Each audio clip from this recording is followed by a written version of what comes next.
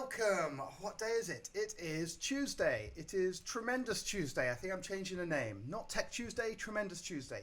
This is live, inspirational, common unity collaboration show. My name is Markabadi. Hello and welcome. We've been doing these shows now for 4 months or something, and it just gets better and better. We have wonderful guests on who share their inspirational insight.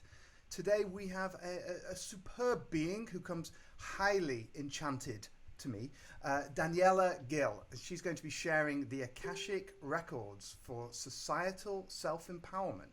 And what are the Akashic Records, you might ask yourself? We're going to find out. Daniela is a spiritual teacher and a channel for the love and perspective of the Akashic Records. She shares insight through the veil of the Maya and offers reflections so individuals can see their own perfection in being. I wrote that last bit. I thought it was good. Cool. Please like and share. The like, shares buttons. The shares are always good. Help people to find. If you want to ask questions, you can ask questions in the chat part of of Facebook or anywhere you're watching this. Twitch, YouTube, Live, whatever aspects you're watching. And yes, good morning, Mark Sims. Nice to join us. Thanks very much. And without further ado, let us go over to Daniela. Daniela, welcome to the show. Yay, thank you. Now, let's start off straight off. We're getting into quite an etheric realm here now, the Akashic field or the Akashic Records, as you call them. Can you explain? No, let's start first. Who are you? Who are you, and how did you get into looking into these subtle realms of creation? I've always been extraordinarily sensitive and very intuitive, to the point where one example that I remember when I was a child was one of my friends was really mean to me on the bus one morning, and I was so baffled because she was always so kind, and I mean, we were best friends. Uh-huh. And then I was like, whoa, like what's going on? And I realized that her brother had actually started a fight with her that morning. And I just knew that information. So that's how I was always moving through life with higher perspective, with a psychic knowing. So I had that background. And then one day I received an Akashic record reading from a woman whose a retreat I had attended. And I had no idea what an Akashic record reading was. And I didn't have much interest in it, but she offered it for free. So out of curiosity, I was like, okay, I'll take it. And she said a bunch of things that made no sense at all. And then in a very roundabout way, it all ended up coming true, like over the coming months. So that piqued my curiosity, and I immediately ordered a book by Linda Howe, who's one of the world leading experts on the Akashic Records, off of Amazon. And I said a prayer to open the Akashic Records, and immediately I was flooded with this divine, loving energy that felt to me like I had taken ecstasy or something. It was truly extraordinary. And then this is from the book. You got this download. Yeah, from saying a prayer. Just saying a prayer. It was like such a shift in my consciousness, and it was so clear and profound. It was like an initiation, spiritual activation, just from saying a prayer out loud. Right. So then, firstly, Marilyn, is that good sound now? Thanks for sharing that the sound was a little low. And Daniela, tell us, what is the Akashic field? What are the Akashic Records? So the Akashic Records are the subtle, energetic imprint of everything that has ever happened, everything that is happening, and everything that could happen. People think of them as a celestial library that have within them the recording of everything, like every event in history, the life of every single being, every thought, every emotion, every happening, as well as everything that could happen. And is this something that's is it ongoing, the recording? Yes, I feel like the Akashic Records are consistently informing us, meaning that they're informing everything, the way that our heart beats, the way that we digest our food, all of our thoughts, our karma, everything that we think and do comes from the Akashic Records. And then everything that we choose to do, all of our thoughts and actions are then informing and making their imprint on the Akashic Records. You know, it's interesting. I once asked my teacher about, the Akashic Records, and he said, so So what there's a big space in the universe just waiting to be filled up with information. I mean, it was kind of like a counter question to me, and it didn't seem to make sense that there was just a space waiting to be filled in the universe. How do you interpret and understand that notion? I see the Akashic Records as like, well, the word Akashic, Akasha, is the Sanskrit word for ethers or space. And it's like, there is a space of infinite possibility of which we get to create with and play with, and that's a space from which all things spring, from which all life arises, from which everything arises. And at the same time, there's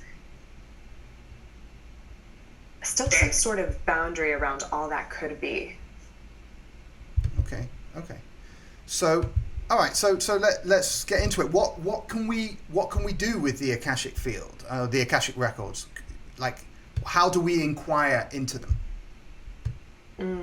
Well, I connect by saying a prayer, and when I say this prayer, the experience that I have is that I am, in a sense, transcending my human mind with all of its projections and limitations and beliefs and judgments, everything that I think I know, and coming into an elevated, expanded state of consciousness where I have access to more of a cosmic field of knowing.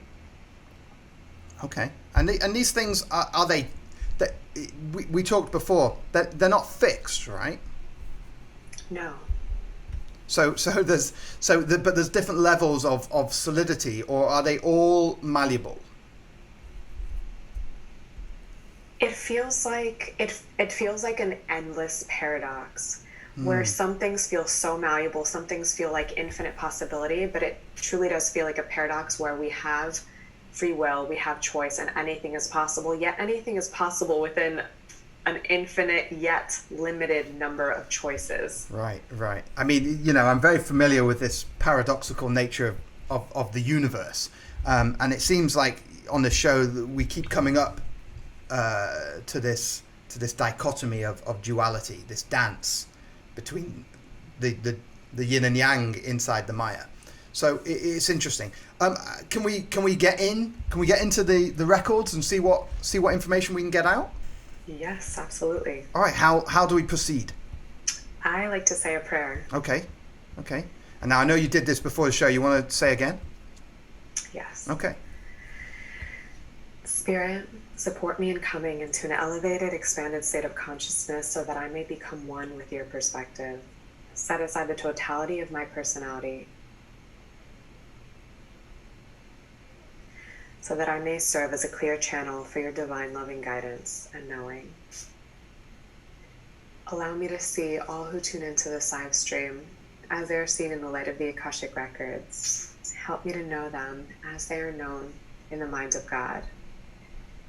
Enable me to share all of the communication of their masters, teachers, and loved ones with integrity, clarity, and love.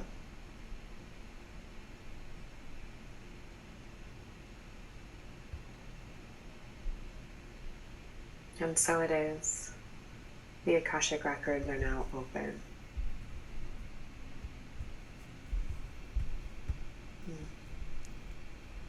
Okay. Do I just ask you questions? Okay. What's happening with this COVID thing?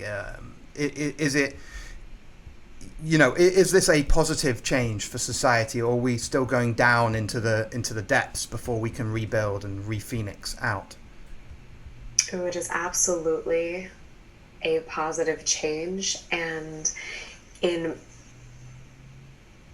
many ways, these changes are already well underway and well developed, and we'll find that many of us are already emerging transformed, and there are certain aspects of society or aspects of the collective human ego structure that are still needing to go these elements of destruction. So we are still having that plunge into darkness. So at the same time, we're arising with more light, with more self-empowerment, with more self-realization than we ever have. And we're still plunging deeper and deeper into the darkness before many things are, in a sense, revealed and brought to light. Now, there's a lot of movies about doomsday, about the way the shift's going to happen, the end of the world kind of as we know it, zombies and all that stuff. But with regards to like changing the way we live and the freedoms that we have, are we to expect that our freedoms are going to be curtailed more and more?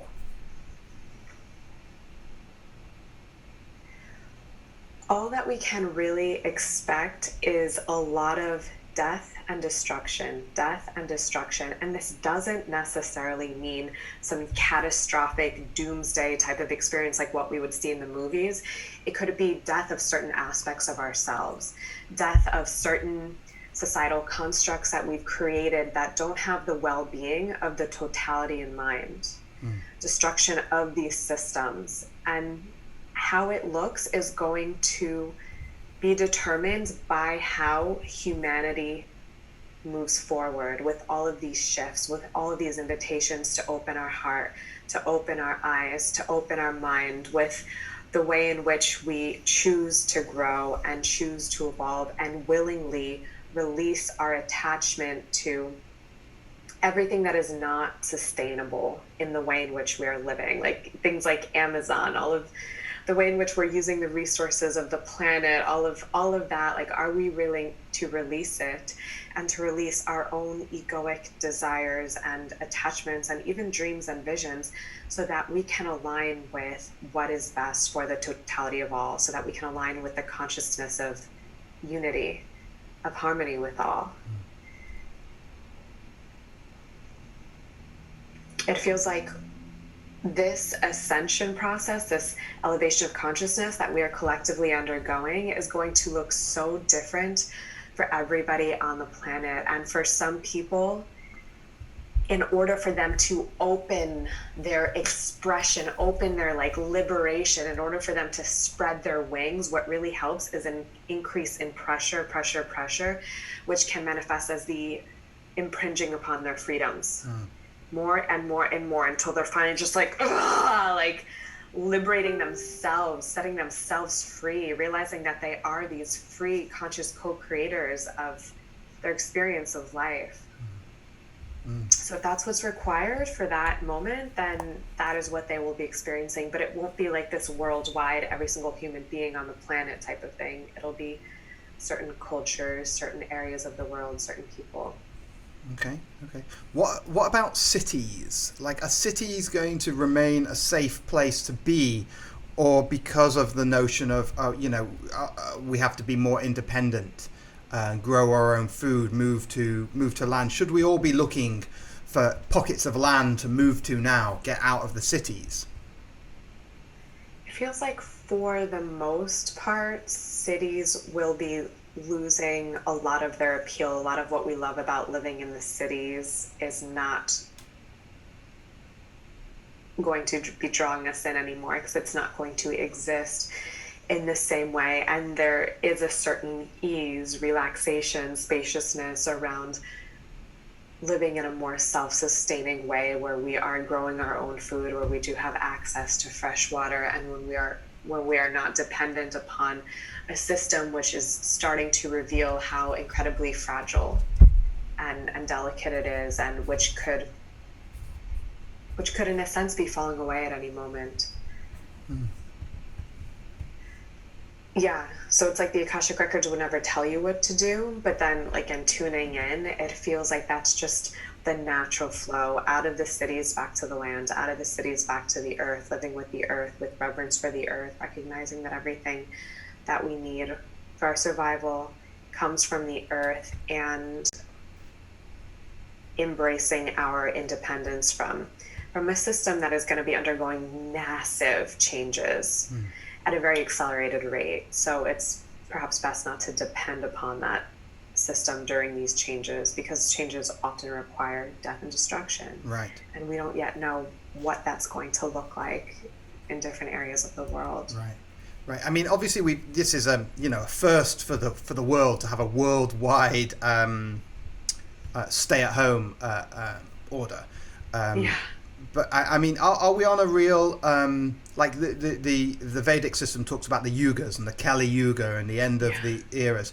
are we really on the cusp of a great transformation, or is this kind of just, same? Whoa, we are on the cusp of a great transformation for sure. And the way that I see it, though, is that this transformation comes in waves of certain challenges, waves of certain occurrences that wake us up. And this is the first of many waves that'll come over the decades to come. Okay, cool. What about the notion of the sort of conspiracy of this? Like, are the forces that are trying to, on purpose oppress us, or is it just all accidental? Everyone's just trying their best, and fucked up things happen? It's both, because even those systems that are trying to oppress us are, in many ways, trying their best.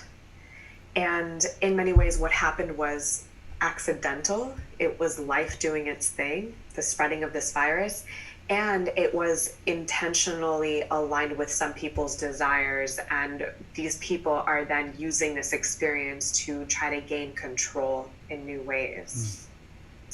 So there's such a paradox occurring where the light and the dark are really coming together, and we're realizing them as one. And we are uniting in this way, realizing that this thing that is occurring that feels so dark is actually bringing so much light to all of our experiences, and is serving as such a catalyst for the evolution of our soul, and for us to begin to illuminate the darkness that has actually always been there and is just now beginning to lose its control. Right. And as we illuminate the darkness, does it become bigger and stronger and more visible? Seemingly, yes, absolutely. But we're only illuminating what has always been there on subtle layers. Yeah, in these subtle layers, like a lot of people are using right now, this whole quarantine, like loved ones dying, I lost my job, all this fear, everything that is arising to perhaps say, now I'm feeling this way, like I'm sad, I'm in despair, I'm this or that, yet all of those feelings have always been there. All those perspectives have always been there. We're just becoming they're like under a magnifying glass right now. Everything that is happening in society, like, it's not like governments are suddenly becoming corrupt, or these powers that be are suddenly trying to do this or that. That was always there. That agenda was always there, but in subtler ways, and now it's becoming so glaringly obvious. Okay. I hear this this double-sided approach to there's a lot of stuff going around now, and everyone's looking at the internet for the truth, and there's a lot of information that's spinning around. What's really going on with Trump? Because I hear various things. Some people are saying, Trump, from his perspective, he's cleaning up, and he's getting all these evil people, these really evil adrenochrome eating children, lizard people, evilness, getting rid of them. What's really going on? Is there such an evil empire ruling the planet? Energetically, in a sense, there is. But it's not necessarily the way that people may perceive it to be or are making it out to be. And when I feel into Trump, it's almost like Trump doesn't know exactly what he is doing or why he is doing it or what is going on.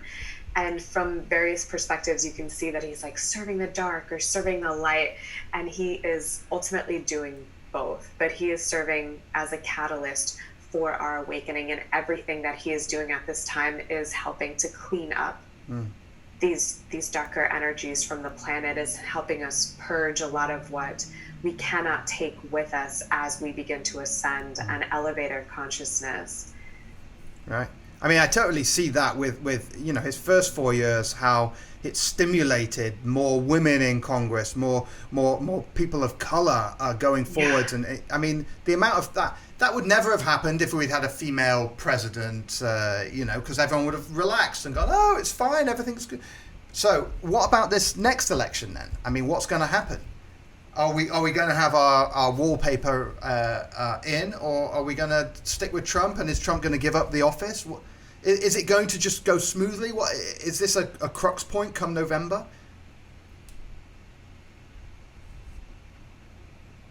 To me, it feels quite messy right now, with like an energy of just like knocking Trump out of power, just like knocking him out of that seat. Yet there's also like a battle occurring for him, like wanting to like claim his throne, and other energies wanting him to claim his throne and remain in power. Ultimately, it feels like other powers will rise, and it feels like some things will be coming to light from here until then that will help like shift things and shift our awareness and shift our perspective, and also shift what we are prioritizing, what we value, and what we deem important. So there's a lot that's going to come to light between now and then. A lot is going to be changing. It's almost hard to imagine what is going to be available to us then, because so much is going to be changing before then. What's the best thing for us to do to protect our family in these times? Like, should we be, where should we put our eggs? Put all your eggs in one basket. Where should we be putting our investments of both finances and time?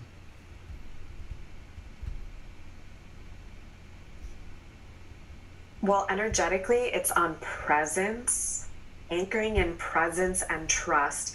That creates a very protective shield around your personal experience. And then when the world comes into a more chaotic, destructive type of wave, you can still be living in your space of presence and trust. And there are people, and actually many groups of people, who, while the world is undergoing these changes, are actually going to be living in a self-created paradise of sorts.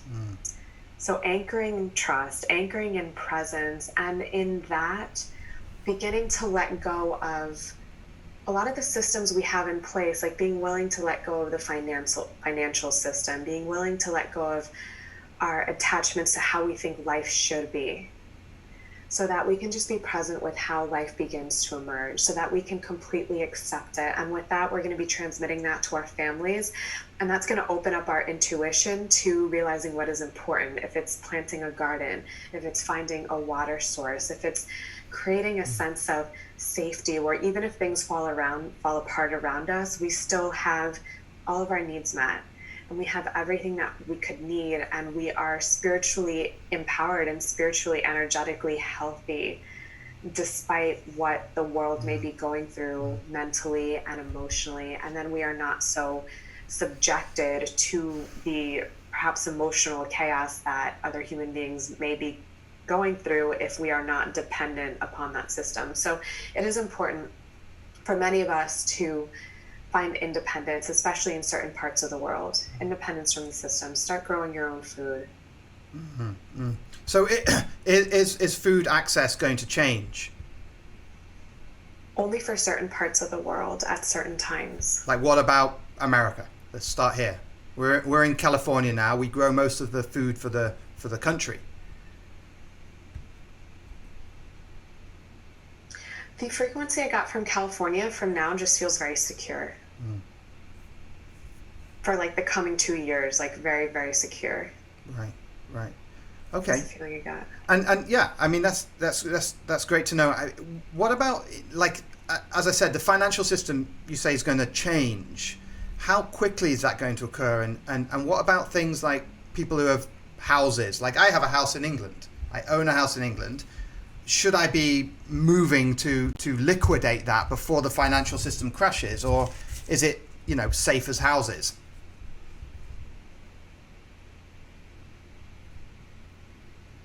It feels a lot of these changes are more longer term changes. These like abrupt shifts will not happen until humanity is ready. Nothing's going to happen before we're ready, and we still have a lot of growth. And it also is going to happen as dramatically as humanity needs to evolve and wake up, in a sense. It feels like ultimately, if these kind of collapses do happen, they will be quite abrupt, and we won't necessarily have an opportunity to prepare, but it won't also necessarily matter. Like that won't be our focus at that time. Our money will not be our focus. Our focus will be more on survival and the ushering in of this new consciousness, this new planet, this new earth, these new societal systems that we will want to put into place in order to ensure the continuation of the species.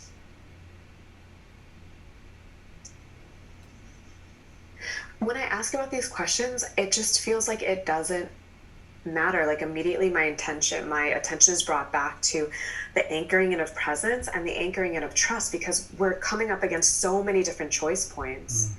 And the more we drop into presence and the more we drop into trust, we give birth to these higher possibility timelines.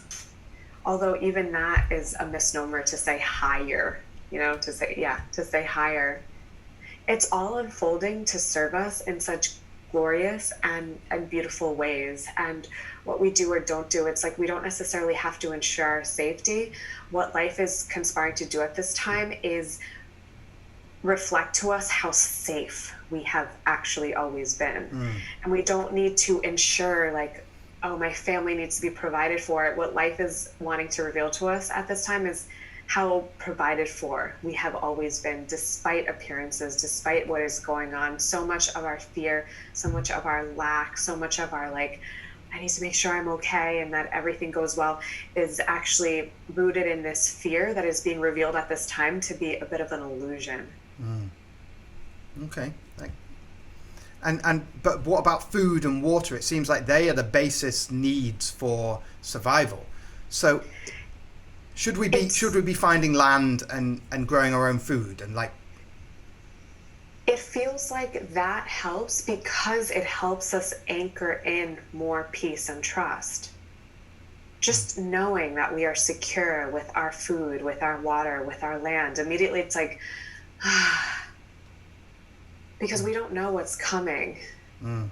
We just don't know. It feels so unstable and so unsure. And many of us could be in like a fight or flight type of response consistently when we don't have that taken care of. So whatever helps us rest easy and anchor in this peace and trust is what helps us anchor in the highest possibility timeline. So that's why the insight consistently is get your land, grow your food, not because you'll necessarily need it, although it's not because you won't need it either. It's because it helps you anchor in. Right. And that's what's of utmost importance right now. Like as humanity undergoes these changes, it can feel so scary to so many people. Like even losing your job for some people can feel like, oh my God, I'm facing death because of the fear. It's not necessarily, logical. Like, okay, that's not what's happening. You just lost your job. But so much is being taken away from people at this time. And it's like creating such like a type of reaction within people who aren't ready for it, who are resistant to it, who are still so attached and addicted to the way things are, that anything that helps us anchor in like peace and trust is what helps us then neutralize some of these energies. Because right now we're just coming into such a united psychic field. We're coming closer and closer to each other. It's getting to the point where we are becoming so like telepathic and psychically connected that whatever humanity is undergoing, we're all going to feel it to some degree and feel very much at one with it. So as all these people are undergoing all these radical changes, the more we can just be so anchored in peace and in trust, no matter what, the better, the more we will be in service. And if that means, having your land and having your food, then that's your greatest service. I agree. It's all about service. So I hear the point about discovering your greatest peace and trust. Now, some people have they feel safer when they've established certain barriers around them to protect them. Like, let's say, for example, having a gun or having a stack of guns. Now, having a stack of guns might make you feel safer and thus trust your security. But the principle of having the guns is because you're afraid of people attacking you. Yeah. So how do those two combine? Like, should we be disarming ourselves or arming ourselves? Both. but arming ourselves with our own consciousness. So we are awakening to how incredibly fucking powerful we are. Our consciousness is so powerful that we can radiate a frequency that is so aligned with certain level of certain like direct integrity, where nobody could like attack us. Like we could not be in a vibrational match to that. And that is how we arm ourselves, by like creating this field of just, no, I will not be a victim of this. I will not enable this in my life. I will not become, you know, a vibrational match to this. Like that's just not what I'm going to be creating. And we can arm ourselves in that way. And then it feels like having things like guns in some ways could be us not realizing the fullness of the power of our consciousness and what we are holding in our mental, emotional, and energetic fields, and the way in which it actually directs how other people treat us. It almost sounds familiar, similar to like the sadhus in India, who give up everything and just trust, and then trust that their field will guide them and that they will be of service to spirit. Yeah, absolutely. It's like we have all the protection that we need, and our consciousness, everything is changing so quickly on the planet.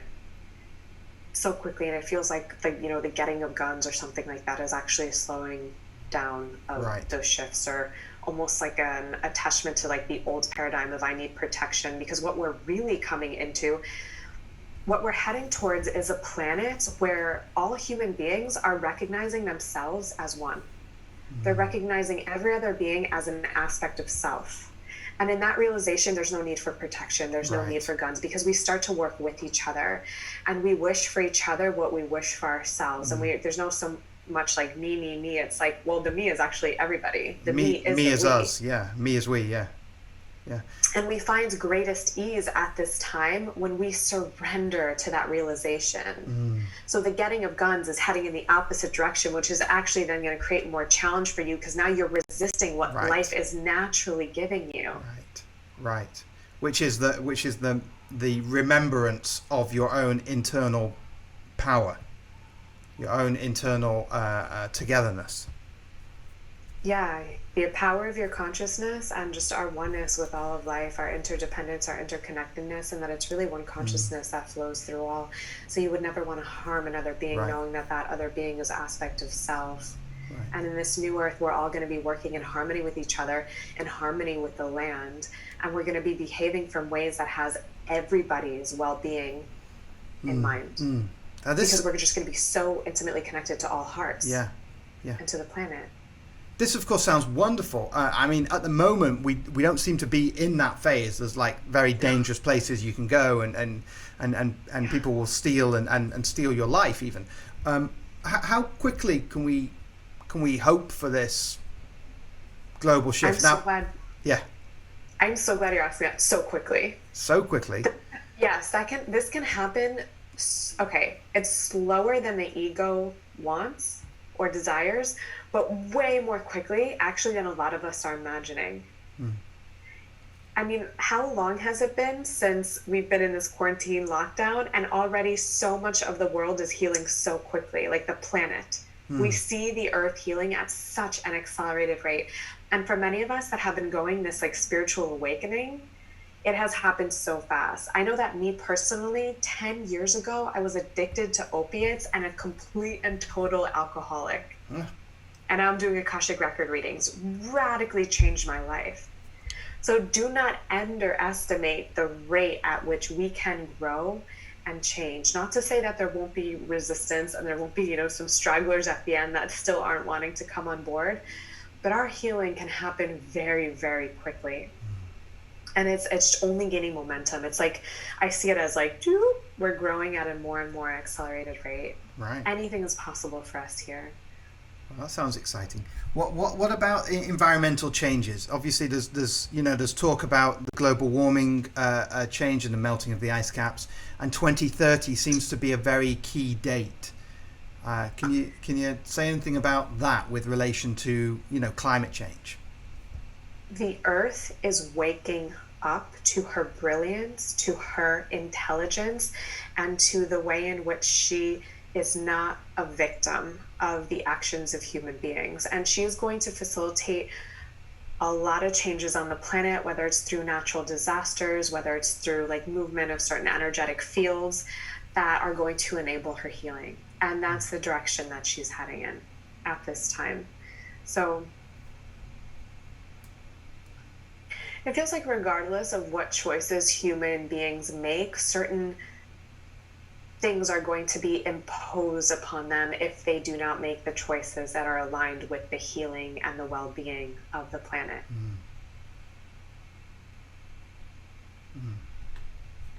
Okay. What about this 5G business? These this new field. How dangerous, how dangerous or safe is 5G for us as biological beings?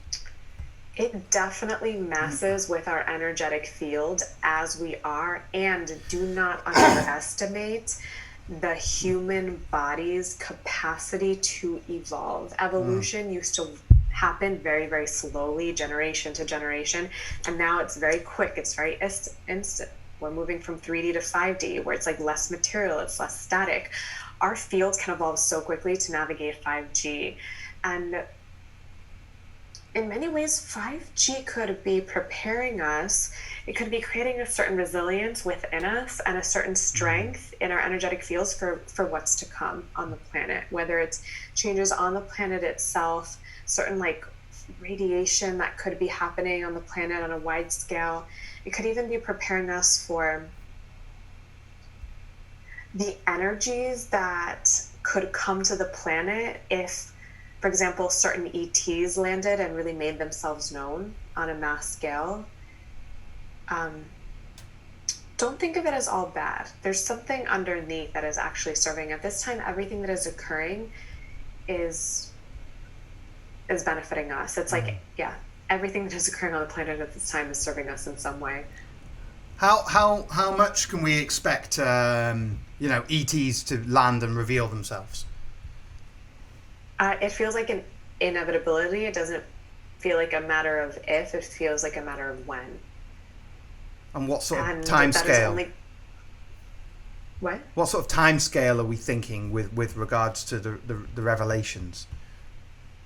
Interestingly, it feels like we keep pushing it back in some ways. Right. Like, it's like humanity is like, I'm not ready yet. I'm not ready yet. It's like, oh, I think I'm ready. No, I'm not ready yet. And it feels like it could be a long time. It could be up to like 20 years from now. But then it could be, even as I say that, it's like, but we're growing so quickly. It feels like so like the timelines are like, that's what it feels like to me when I feel into it. Is it always... It feels like they... Sorry. What? Is it always the case that the timelines are shifting when you tune into the Akashic Records? When I first started doing Akashic record readings, it felt like things were a lot more solid and clear. And it feels like lately, especially in the last 3 months, everything feels so unsure. And continuously, the Akashic Records, now when I do readings, are bringing me into presence. And it's almost like, I don't even want to tell you what's happening anymore. I just want you to cultivate so much trust, because that's what is most relevant in this moment in time. Nothing else even matters. Right. Because we're so caught on asking about the future that we forget about the moment. Yeah. Where... And if... Yeah, carry on. I was just going to say that a lot of the questions about the future are actually a desire to like have security or to have some insight so that we can plan, so that we can be prepared. But the nature of this time is to get so present and to anchor in this wholehearted trust in life providing for us, whether we are prepared for or not. It's like you are inherently prepared for whatever comes. You don't need to use the mind. You don't need any sort of security. You don't need, it's like a lot of what we've been doing, like accruing wealth, like having money in the bank, or like hoarding. Any of that, life is asking us to let go of more and more and more, so that we can start to live in this almost fairy tale type of synchronistic experience where everything that we need just comes to us in the moment we need it. Yeah. And so the distribution of this hoarding wealth, is it going to like rebalance itself? I mean, eventually I hear you saying that, but like how is it going to operate? How's that going to, just everyone's going to start trusting? It feels like what's going to happen initially is it's kind of like an initial redistribution of wealth, where people start to prioritize healing, where people start to prioritize the well-being of the planet on a mass scale. So then naturally their energy and their resources are going to head towards that, towards organic food, towards, you know, speaking to different healers, towards different experiences that catalyze the evolution of their spiritual development. So that'll be what happens initially, and then certain systems that we have in place that represent wealth, that represent resources, are going to be evolving, where it feels like the true wealth and the true resource is actually the health and vitality and well-being of ourselves and of the planet. Because that's what really provides for us, and that's all we really need in order to thrive here. Okay. What about the internet? What about free information? How does that continue to play in our lives? Are we going to have the technology in the future, or is it going to be some sort of like back to sticks and stones business?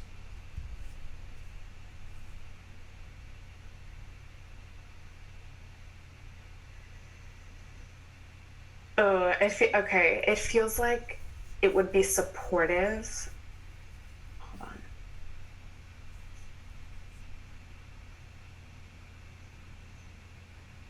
It just feels so supportive for many human beings on the planet at this time to have a period of time without internet. It feels like that would really help anchor in the new frequencies that are wanting to come in. It would really help anchor in trust. It would really help people drop into greater and deeper I am presence, to connect more with the land, to like really face themselves, because it is such an attachment, addiction, sort of distraction for so many people.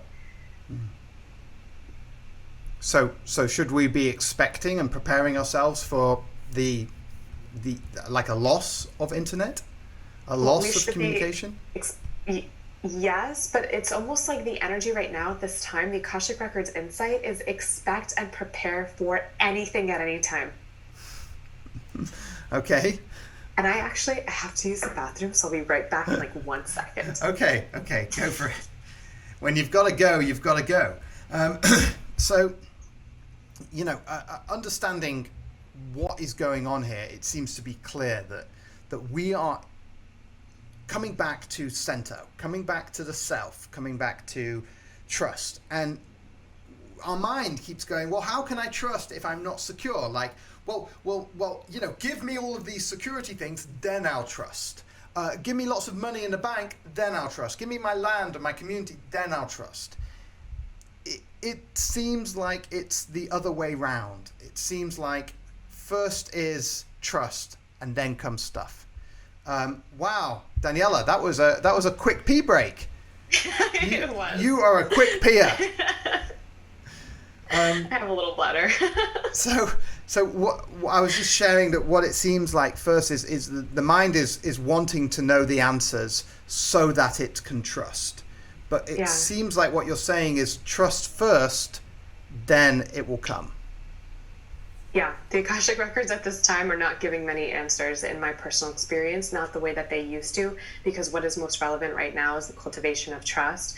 And the Akashic Records, the messages that come through are most concerned with delivering to us exactly what is most relevant, empowering, and healing for us to receive. Which at this time is no answers. It's like, can you be comfortable being in the dark? Right. It's a very difficult one, because all most of us have are questions about the future. You know, how can I best prepare for family? How can I best prepare for food? And you know, not be one of those people who happens to suffer in the wave of change, but lives in, as you labeled it, the paradises. Have we got any insight onto where are the best locations to physically be? You know, there's this whole study of astrology and locations where, you know, you fit where you're best suited on the planet. Are there any indications of where, let's say in America, let's just start on the west coast of the entire Americas, all the way down to South America and up to Canada? Where are the best locations to weather the storm of change?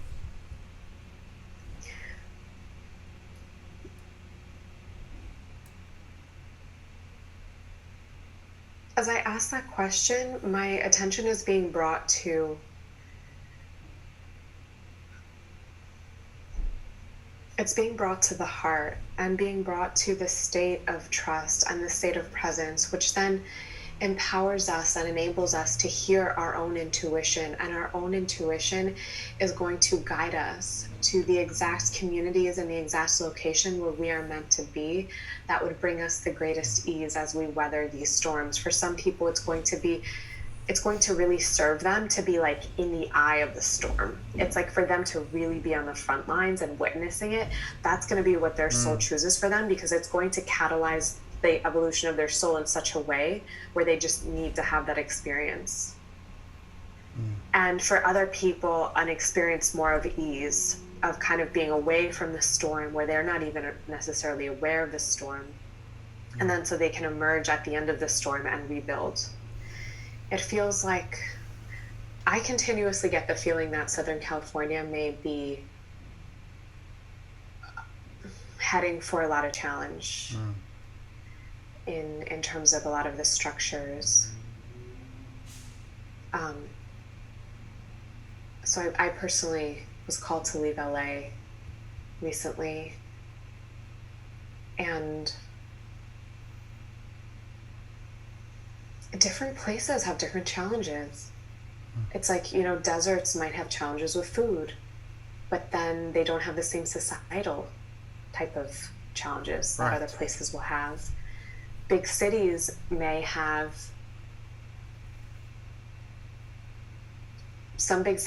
challenges with, like, I almost see an experience of being in a big city and just being like locked inside your home. But then there's the experience of some big cities are actually going to have governments where they're going to be delivering, food handouts. And so there's like an element of security there. Meanwhile, people who are away from the big cities, some of them will have access to food, but then some of them, it's like, wait, but there's no government here giving me food. Like, oh no, now I have to tend to myself because grocery stores like aren't a thing anymore. Right. So it's just going to be so different for everybody all over the planet, and everybody's going to be receiving the exact experience that they need. And there's going to be a worldwide healing around our perspective of death. We have perverted the experience of death, where we think it is so tragic and so terrible, and when someone dies, it's like, oh my god, this, like, something has gone wrong, this is really bad. But when people begin dying around us, and we start also at the same time growing spiritually, we start to recognize that death is actually liberation of sorts, and it's a transformation, and it is an inevitable experience of life. And every single person on this planet, their destiny is death. And as we elevate our consciousness, we all start becoming mediums. And like, if our loved ones die, we start being like, oh, we actually can feel them, and like, oh, there's communication here, and oh, they're absolutely fine, and the soul is eternal, and nothing has gone wrong when someone dies. Nothing has gone wrong. So there's going to be like a worldwide healing around our relationship with death, which is going to be so liberating for the collective human psyche.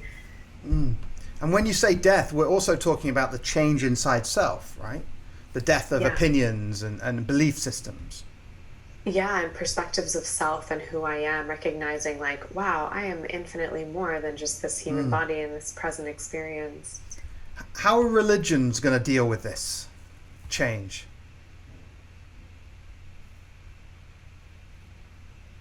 Some will evolve and some will fall away, meaning people will just lose interest in them. It's like we won't need as many structures. We won't need somebody teaching us or telling us the way when the answers are becoming so loud and clear and just streaming through our own consciousness 24/7. It's like going to be like a non-stop barrage for some people of just spiritual awakening and spiritual realization as we gain more and more momentum in our spiritual growth. So it seems like it's really is power to the people, and in fact power to yourself with regards to following your own insight and your own truth, getting in touch with your own inner self, and then asking, where shall I be, and how much of myself shall I put into the place. Yeah, know that you cannot go wrong. You cannot go wrong, and it's going to become glaringly obvious that we're always in the perfect place at the perfect time, whether or not like our ego judges it. Like, oh, I should have been there, or I should have been there. It's like, no, you should be exactly where you are, because this is experience that is most serving you, and life cannot occur any other way. And the more and more we connect with our intuition, the more aware we become of this truth, which helps us then be in a place of peace and trust no matter where we are, which then also shifts the experience around us. When we're like really calm, our experience will reflect that. So much magic can arise from peace and trust. Even like someone, for example, who doesn't have food for like 2 weeks, if they're in total fear and angst, that can be a really traumatizing experience. But someone who's in peace and trust that doesn't have food for 2 weeks, that can actually be a very blissful spiritual experience of sorts. Right. Where it's like this fasting that helps them grow and helps their body detox and helps their consciousness, helps them elevate their consciousness. So much magic can arise out of that. So it's not the experiences as much as it is our interpretation of the experiences and the meaning that we assign to them. Right. Yeah, there's definitely a certain magic there in the surrender. In the surrender and trust. Absolutely. Well, it feels like we're in for a burn. We're in for a real transformational time. Yeah. Yeah, we're only just getting started. This is only the beginning. Is there anything that's sort of glaringly needing to happen, like that you would share with people that needs to sort of like, I mean, the keys seem to be the trust, but is there anything else that needs to be shared from the Akashic field, from the Akashic Records at this time? It's really supportive at this time to let go of our preconceived ideas, our judgments, our projections on what we think is happening, especially related to certain conspiracy theories or to the intentions of others or to what is going to happen on the planet on a wide scale, because life has a plan, and that plan has not been revealed and will not be revealed until it is actually happening. And a lot of what is circulating on the planet at this time around our ideas around what's to come is actually creating a lot of fear and a lot of like anxious anticipation. And that fear and anxious anticipation is actually guiding us in certain directions. So the more that we can just like let go and let God and completely surrender to the experience, the more ease we can bring to this transformation and know that everything that is occurring is ultimately serving our highest good. It cannot be any other way. So whatever is happening on the planet, perceive it through the lens of how is this serving me? How is this serving humanity? Knowing that life has a plan, and life is ultimately the one guiding this. And you may think that there are certain powers at play at this time that are harming or are hurting, and while there is a aspect of truth to this, the ultimate reality is that everything is serving. It cannot be any other way, and you can relax and rest, and we are awakening to our oneness, and in doing so we need to purge everything within us that does not trust or does not believe this oneness. And at this time, the collective human psyche is in such a place of trauma because of all that we've experienced, because of all the wars, because of genocides and the Holocaust and the Trail of Tears and the corrupt governments and the murders and the rapes, and like, whoa, like we have suffered so many atrocities at the hands of each other, and this is all so active and alive within the collective human psyche, and it's creating all this paranoia, and it's creating all this mistrust, and we see it present with all of these conspiracy theories at this time and everything that's coming through, and know that all of that is being cleansed, it's being purged, because the truth is we are ascending into 5D, and we cannot take those beliefs and that trauma with us. So it is reconciling itself, it is healing, and everything that you witness playing out on the world stage is humanity's healing, period. It's the healing of our collective human psyche. Wonderful, wonderful. Daniela, thank you so much. Thanks for tuning in with us. Are you doing, how do people see you? Like, are you doing readings online? Are you seeing individuals? How does this work? Yeah, I have my website, danielagil.love, and you're welcome to book a one-on-one reading. I love sharing Akashic readings one-on-one. It's a very different experience. It's very like personalized psychic type of experience. And I also train people on how to access the Akashic Records, and I do that online, and my next training begins very soon on June 1st. Very soon, next week, next Monday, I think. Yeah, next Monday is our first day. Yes. Yeah. Oh, amazing. Thank you, Daniela, for coming on and sharing your insights and the wisdom that comes from the work you do. Yeah, it was so much fun to connect with you. Thank you. I love this creation, and I just loved your questions. Difficult because, we want to know specifics. It seems like the mind is in a way the enemy, because but again, it's not like hate the enemy. It's like MLK said, love the enemy. And it seems like the mind is trying to latch on to parts and structure it. But that wouldn't be in a trusting way. That would be because it's afraid of not knowing. Yeah, it feels like at this time, we are collectively restructuring the way in which we relate to our minds. And the way we use our minds in such a dramatic way that it feels like on a wide scale, some people actually feel like they're losing their minds. Right.